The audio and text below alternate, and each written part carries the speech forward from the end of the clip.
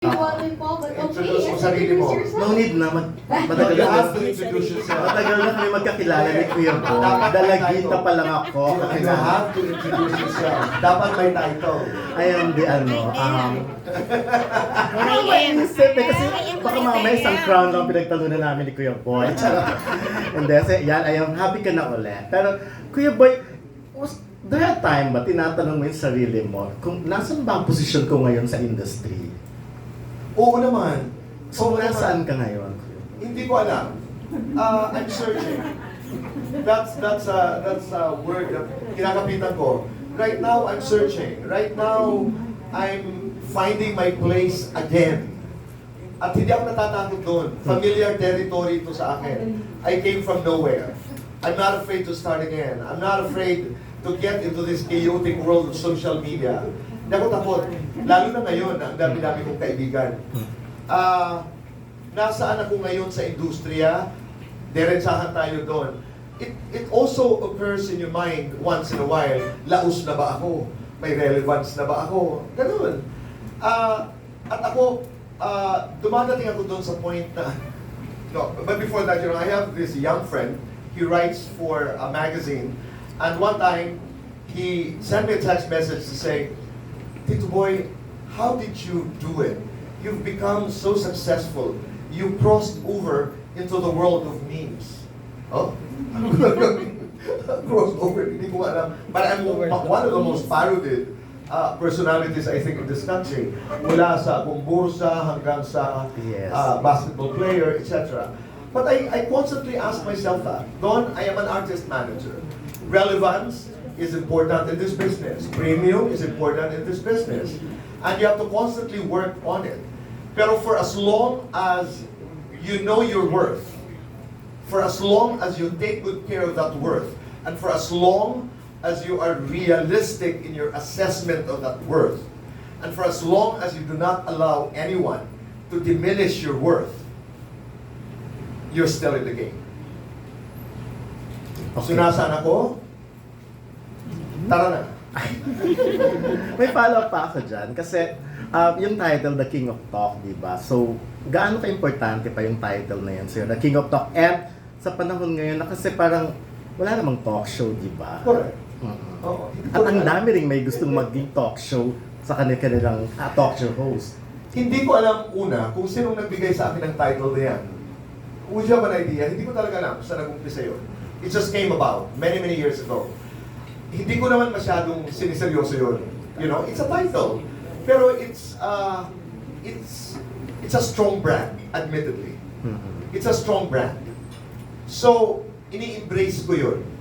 Pero, hindi ko hinahayaang pumasok yan sa ulo ko. Okay. Ako naman ang hari na walang reyna. You know what I'm saying? But the title has been Kasi nga parang attached. gusto mo rin maging reyna eh. Gusto mo maging reyna. No, but it's a title that has been attached to your name. And you somehow work at it. You somehow work at it. Kaya hindi ako humihinto. Alam niyo, during COVID, ang ginawa ko, pinanood ko na pinanood ko na yata lahat ang mga talk shows. You know, I become familiar with Dick Cavett and all his interviews. Jon Stewart to Zach Galifianakis. Mag-aaral ka eh. Mag-aaral ka para hindi makasabay. Ako, yung makasabay sa Agos, not necessarily. Mag-aaral ka dahil kailangan malaman mo kung saan ka pupwesto. So, now if you ask me, do I find myself relevant and even looking forward to how I'm going to play on these talk shows that I'm going to do for GMA7? Oo. Pero ang sagot ko doon, alam mo, sa mga panahon na nagdududa ako kung anong halaga, lalo na tayo lahat. Because we are writers, we're interviewers, we are entertainment writers. There was this interview of Betty Davis and Dick Cavett. Years ago. Kasi di ba yung mga artista na parang, I don't need an interview.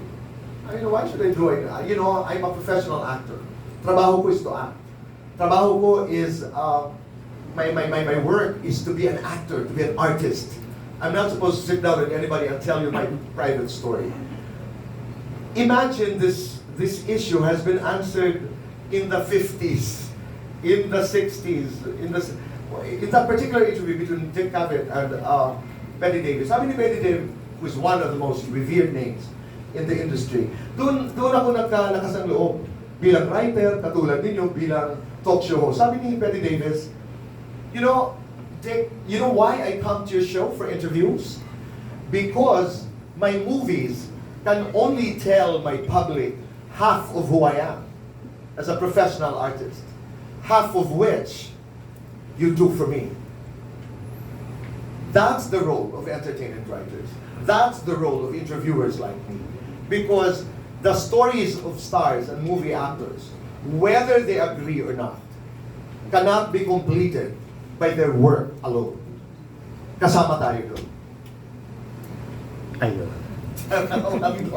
Hindi, last, eto na talaga last. Kasi, gaano ka ka-confident, Kuya Boy, na at this point, kasi, na-experience mo na lahat ng artista gustong magpa-interview sa'yo eh. Ngayon ba, ganun pa rin ang feeling mo? Hindi na ako sigurado. Hindi na. Kahit yung mga, even on YouTube today, halimbawa, may mga bagong artista akong i-interviewin at sasabihin nila, tubuhay, pangarap ko lang ito noon. Yes. Akala ko hindi naman ako nagpapabola sa ganun.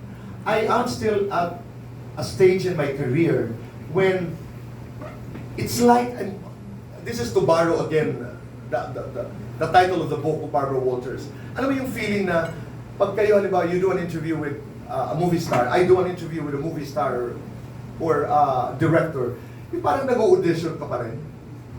Yung parang, you know, you do your first interview, you don't know, naalala ko yung interview with Gerald Anderson, you know, that ghosting thing. I went to where he was shooting during COVID, and sabi niya, Tito Boy, ano ba pag-uusapan natin? Karamihan mga artista gano'n, di ba? What do we talk about? Sabi ko sa kanya, Gerald, I will go to where you lead me. Susunod ako kung saan mo ako dadalhin. Pero that is not to say that I was not ready with what I wanted to talk about. Pero minsan nakikiramdam tayo eh. Tapos ako doon sa stage na, Diyos ko, pinagdaanan namin sa Star Talk. Tapos ako doon sa stage na hindi ka pa nagsasalita, raratratin na kita lahat ng mga katanungan na walang mga kasagutan. I'm done. Pero pinagdaanan ko yan. Alam mo yung proving, you know, yourself. You know, I remember when I was starting Star Talk, we were up against Showbiz Lingo, which is rating 40-something, and Star Talk was rating a 3. At nanggaling ako doon. So, maganda naman yung may tapang, pero maganda yung may tapang na may puso. So ako, halimbawa, in that interview with Gerald Anderson, if he didn't lead me to that point where I could actually ask anything about the relationship, I would not have asked. Pero nung nag-uusap kami, napansin ko na may pagbubukas. Tinanong ko. Oo, so, yun na yung chance. Yeah, oo. Pero hindi ako magtatanong para lang makapastos. Hindi ako magtatanong, tapos ako doon. Nagkamali ba ako in the past? May mga naitanong ba ako na hindi ko gusto? O marami akong pagkakamali na natutunan ko. Ano yung pinaka na pagkakamali? At kanino? May mga pinagsisisihan ako. Pero I don't think I can say, mamaya sasabihin ko sa'yo. Kasi medyo sensitive yung tanong. Parang may idea ako doon. Ha? Pero meron ako mga maling nagawa. And I apologize and I apologized to people I have wronged on air. Yeah, that's what I've learned. Uupo ako sa harap mo, presidente ka man, o artista, na parehong paghahanda ang ginawa ko. I do not condescend on or to ba? On. Anyone. To anyone. Ako na, hindi na sagot ni Tess. I cannot condescend on ba? Nawala tuloy ako. I cannot condescend on to anyone. Ano ba dapat ano? Condescend na. On. On. On ba? On, I think on. Ay, hindi. Wala akong pangmamata. Sikat ka man, hindi ka sikat, parehong paghahanda na ginawa ko. Parehong paghahanda ang ginagawa ko. May mga mas madadali lang kasi may mga in-interview tayo na mapagbigay. Merong may gestation period na kailangan. May warm-up. So, pakiramdaman talaga. I don't think an experience with one is necessarily the answer to a difficult interview that you do next? Ayun. Anyway, good luck, Kuya Boy. And Maraming welcome salamat. back sa gym. And of course, ikaw pa rin siyempre ang king of talk at wala nang pwede umagaw pa yan. Maraming Gusto mo salamat. maging queen of talk? Ikaw doon. Usapan natin. Thank you. Maraming salamat.